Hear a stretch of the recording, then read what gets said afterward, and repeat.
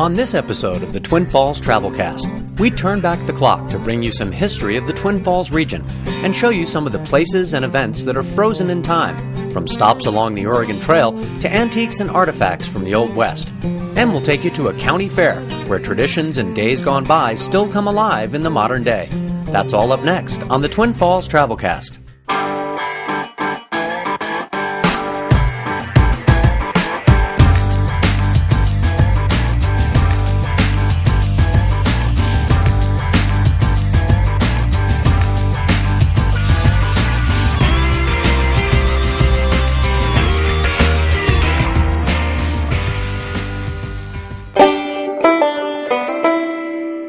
The famous Western writer Wallace Stegner once said, "The West is less a place than a process, and the Westerner is less a person than a continuing adaptation."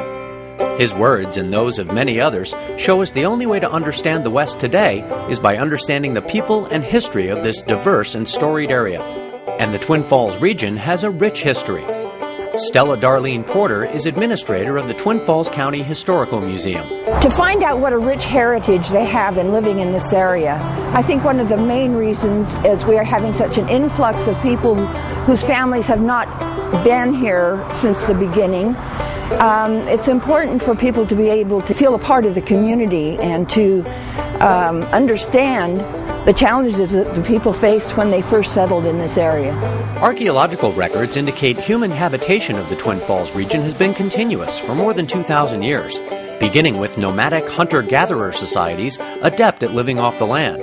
The first historical records of the trappers and the fur traders gave way first to Texas ranchers, the first permanent residents, and then to the pioneers. Some 250,000 traveled the Oregon Trail through Twin Falls and the Rock Creek Station and Stricker Ranch home site. Often described as somewhere between where you were and where you want to be, the Twin Falls stop on the Oregon Trail, Stricker Ranch, or Rock Creek Station was an oasis drawing voyagers, prospectors, and settlers. In 1864, the first permanent settlement, a mail stop built of lava rock, was built on the site, and in the following year, the Rock Creek store was built. Herman Stricker moved to Rock Creek in 1876, and within 8 years, when the Oregon Short Line Railroad was built across the Snake River from the Rock Creek Station, he had improved the land by diverting water for crop and mining irrigation, a practice that, as Twin Falls historian Paul Smith tells us, continues in much the same way today. We are the largest private irrigation project in the United States, and now there are bigger reclamation projects put on by the government, but just ours is a private and very, very successful irrigation project. It's still functioning almost the way it was put in 1904. As people started to settle in greater numbers along the Oregon Trail, prime real estate like that in the Twin Falls region became the early communities that together had to struggle against the hard times that followed the plow to the west. Twin Falls founder Ira Perrine worked first to irrigate his own ranch and then worked with private financiers to build the Milner Dam and found the Twin Falls Land and Water Company.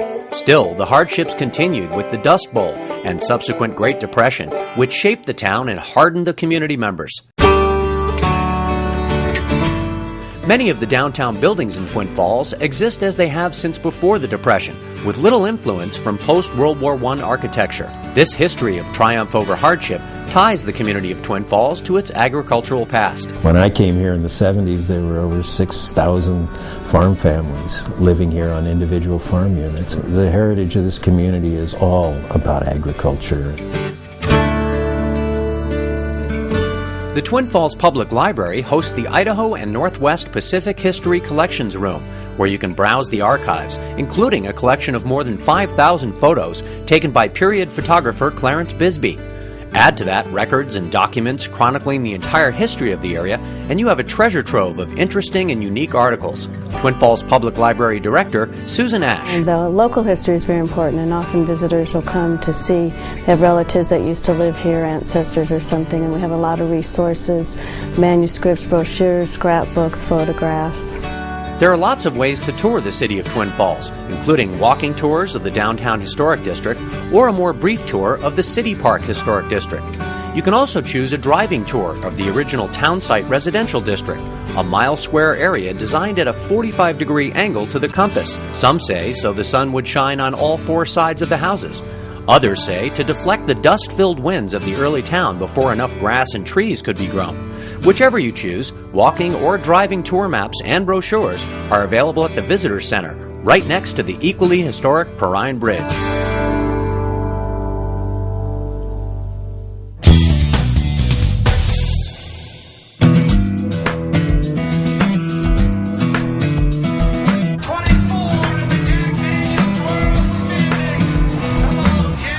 The event that continues to educate both young and old in the ways of agricultural heritage is the Twin Falls County Fair. The fair is a must-attend event in the Magic Valley, hosting more than 90,000 people over 6 days. This end-of-August event is one of the last of the agriculturally oriented fairs in the United States. And as fair manager John Pitts tells us, the fair is both fun and educational. We're one of the last few basically ag-oriented fairs, ag-family-oriented fairs around the country anymore. We try to balance the commercial with the agriculture and promote youth and agriculture activities, as that's probably the major base in Twin Falls County for economics.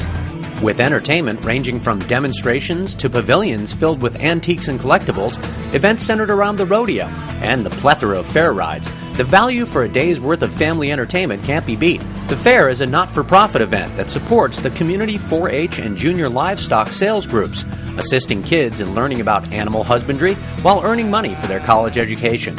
Youngsters like Hayden Hatch enjoy the diverse offerings of the fair. You can learn more about how animals are like and how to take care of them. Like showing the animals and having fun and going on the rides and just walking around, going to like the rodeo and stuff. Whether it's the Twin Falls County Fair, a walking tour through old downtown Twin Falls, or a visit to the County Museum or Oregon Trail homesteads, there's plenty to see and do when your family peers into the western past. You can reserve your hotel or other accommodations at TwinFallsChamber.com. So start planning your trip right now to the Twin Falls area. You can also subscribe to the TravelCast at the iTunes Music Store or at TwinFallsChamber.com. Thanks for joining us, and visit all of scenic Idaho at visitidaho.org. Adventures in Living.